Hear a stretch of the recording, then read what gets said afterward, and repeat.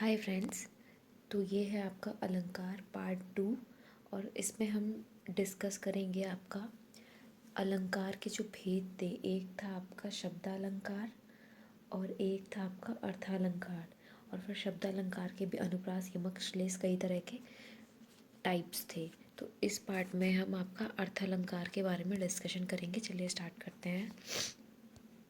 तो जैसे कि अलंकार के दो भेद होते हैं, एक शब्द था और एक था अर्थालंकार। शब्दालंकार में क्या था आपका, शब्दालंकार जहाँ शब्दों के द्वारा चमत्कार उत्पन्न होता है वहाँ पे आपका शब्दालंकार होता है। आज हम बात करेंगे इस वीडियो में आपके अर्थालंकार, इसके भेद के बारे में कि कितने प्रकार का होता है। तो अर्थालंकार आपका क्या होता है, जब वाक्य का सौंदर्य उसके अर्थ पर आधारित होता है तो वो अर्थालंकार के अंतर्गत आता है। उसके बाद ये है आपका अर्थालंकार के भेद। अर्थालंकार के आपके 8 भेद होते हैं।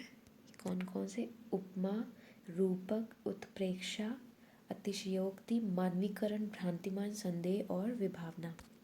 अब चलिए देखते हैं उपमा अलंकार क्या होता है। उपमा का अर्थ होता है तुलना करना। तो जब किसी व्यक्ति या वस्तु की किसी दूसरे व्यक्ति या वस्तु से तुलना की जाती है तो वहाँ पे आपका उपमा अलंकार होता है। फॉर एग्जाम्पल, सागर सा गंभीर हृदय हो, गिरि सा ऊंचा हो जिसका मन। तो इसमें आपका उपमा अलंकार है। उसके बाद यहाँ पर उपमा अलंकार के कुछ अंग के बारे में बात की गई है। तो मुख्यतः उपमा अलंकार के 4 अंग होते हैं: उपमेय, उपमान, वाचक धर्म और वाचक शब्द और साधारण धर्म। अब देखते हैं उपमेय क्या होता है। उपमेय में क्या है आपका, इसका अर्थ होता है उपमा देने के योग्य। तो सिंपल आप समझिए, उपमेय में क्या होता है, जिसकी उपमा दी जाती है। उपमान में क्या होता है, जिससे दी जाती है। और वाचक शब्द क्या होता है, जिस शब्द से हम उपमा प्रकट करते हैं वो आपका वाचक शब्द हो जाता है। और साधारण धर्म है, जिस गुण आदि को लेकर के उपमा दी जाए। तो ये है आपका उपमा अलंकार के 4 भेद। और अब हम बात करेंगे रूपक अलंकार की। रूपक अलंकार क्या होता है, जहाँ पर उपमेय और उपमान में कोई अंतर ना दिखाई दे वहाँ रूपक अलंकार होता है। तो इसे आप ऐसे भी कह सकते हैं कि जहाँ उपमेय को उपमान का रूप मान लिया जाता है, मतलब उसके बीच में कोई भी अंतर दिखाई नहीं दे रहा, तो वो आपका रूपक हो जाएगा। इसका एग्जाम्पल है, उदित उदयगिरी मंच पर रघुवर बाल पतंग, विगसे संत सरोज हर्षय लोचन भ्रंग। आप एग्जाम्पल से एक बार देख लीजिएगा इसमें कि किस एग्जाम्पल का कौन सा अलंकार इसमें आ रहा है, क्योंकि नॉर्मली हमने जो यूपीएसआई का प्रीवियस ईयर सॉल्व किया है उसमें आपसे यही एग्जाम्पल्स पूछे जा रहे हैं और उसमें पूछा जा रहा है कि इसमें कौन सा अलंकार है। उसके बाद है आपका उत्प्रेक्षा अलंकार। उत्प्रेक्षा क्या होता है, जहाँ पर उपमान के ना होने पर उपमेय को ही उपमान मान लिया जाए। तो इसे आप ऐसे भी कह सकते हैं कि जहाँ उपमेय में उपमान की संभावना की जाए। आपका जो उपमेय है, उपमेय में आपका उपमान जो है इसकी संभावना की जाए अगर, तो ये आपका उत्प्रेक्षा अलंकार हो जाएगा, संभावना अगर की जा रही है।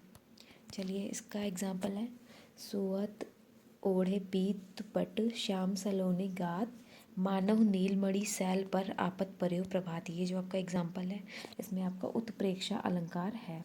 अगला है आपका अतिशयोक्ति अलंकार। तो अतिशयोक्ति तो नाम से ही आपको लग रहा है कि जहाँ पर बहुत बढ़ा चढ़ाकर लोक सीमा से बाहर की बात की जाती है वो आपका अतिशयोक्ति अलंकार माना जाता है।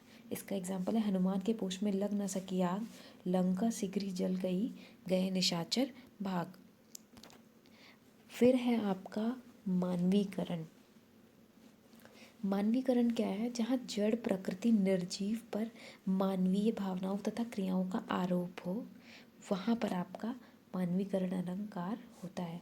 जैसे है आपका, बीती विभावरी जागरी, अंबर पनघट में डुबो रही, ताराघट उषा नागरी। तो यहाँ पे एक आपका जो है एक मानवीय भावना और प्राकृतिक दृश्य का वर्णन है, तो ये आपका मानवीकरण हो जाएगा। उसके बाद है आपका भ्रांतिमान अलंकार। भ्रांतिमान क्या होता है, जब उपमेय में उपमान के होने का भ्रम हो जाता है, भ्रांति से भ्रम। तो ये आपको याद रहेगा, वहाँ पे आपका भ्रांतिमान होता है। फॉर एग्जाम्पल, पाप महावर देन को नाइन बैठी आए, पुनि पुनि जान महावरी एड़ित मोड़ित जाए। तो ये है आपका भ्रांतिमान अलंकार। और इसके बाद है आपका संदेह। संदेह में क्या है, संदेह के नाम से ही आपको लग रहा है कि जहाँ पर आपको किसी वस्तु को देखकर अन्य वस्तु के संशय होने का चमत्कार का वर्णन हो। तो अब हम देखते हैं यहाँ पे क्या है, जब उपमेय और उपमान में क्षमता देकर यह निश्चित नहीं हो पाता कि उपमान वास्तव में उपमेय है या नहीं, अर्थात जहाँ पर किसी वस्तु या व्यक्ति को देखकर संशय बना रहे, संशय बनाया तो वहाँ पे आपका संदेह अलंकार होगा। अब इसका जो एग्जाम्पल है, सारी बीच नारी है कि नारी बीच सारी है, कि सारी है कि नारी है, कि नारी है कि सारी है। अगर आप इसको देखेंगे तो इसमें आप नारी और जो सारी इसके बीच में डिफरेंस नहीं निकाल पाएंगे, तो ये आपका हो जाएगा संदेह अलंकार। अगला है आपका विभावना, और यही हमारा आज का सबसे लास्ट अलंकार है। जहाँ पर कारण के ना होते हुए भी कार्य का हुआ पाया जाता है, वो आपका विभावना अलंकार होता है।